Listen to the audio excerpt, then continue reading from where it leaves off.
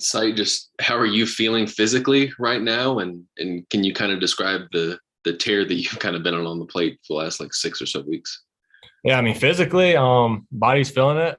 I mean, the ankle is still nagging me a little bit. I mean, I'd say I'm probably around 80% now. And as far as at the plate, it's just, I mean, it feels good to be able to help my team out the way I've been able to contribute at the plate. And, hopefully keep going on in the next couple of weeks we have left in the season. Michael? Yeah, Josiah, what's kind of, I guess, the vibe around you guys now, around the locker room? And are you the type of person who pays close attention to things like RPI and standings and things like that? Or what's kind of where's your focus right now, I guess, from that standpoint?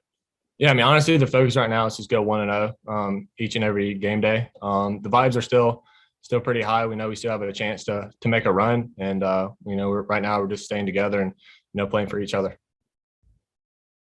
John?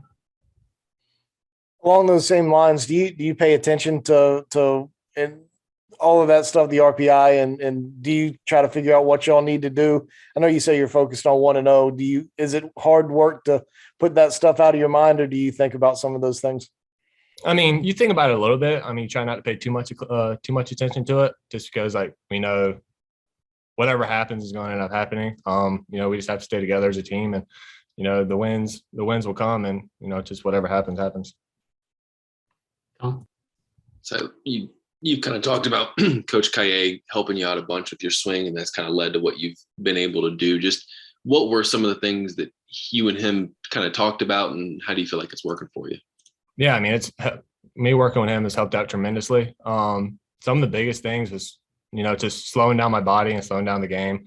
In the fall, we worked a lot on the swing and the approach and the pitch recognition and pitch shapes and all that. So, it took me a while for it to all come together and click for me. Just right now, I'm seeing the ball well, and the approach and stuff we've worked on, it's just kind of all came together for me. But the biggest thing was just slowing down the game. And he hounded on me about that for a few weeks. And then when everything just started clicking, it was going well for me. You kind of laugh now, thinking back to that freshman year to where you were struggling as much as you are, to where I think you're slugging over 800 over your last like 60 or something SEC at bats. Yeah, I look back on it like, I've come a long way since then. That's kind of something I tell the freshmen who are struggling as I do. Like, eventually things are going to click for you, and just whenever it does, just take full advantage of it. Don't worry about now, but just keep putting in the work, and good things will happen. John? It seems like the power numbers have really increased in the average too, for that matter, since the hand is back down on the knob of the bat, since you quit choking up. What brought about that in the first place, choking up so much, and how do you think that's affected results ever since going back down? Honestly, the reason I started choking up was because last fall I just could not hit. I was still struggling, still getting beat by 90. I was like, I'm just going to Barry Bonds this and see what happens. And it ended up working out for me.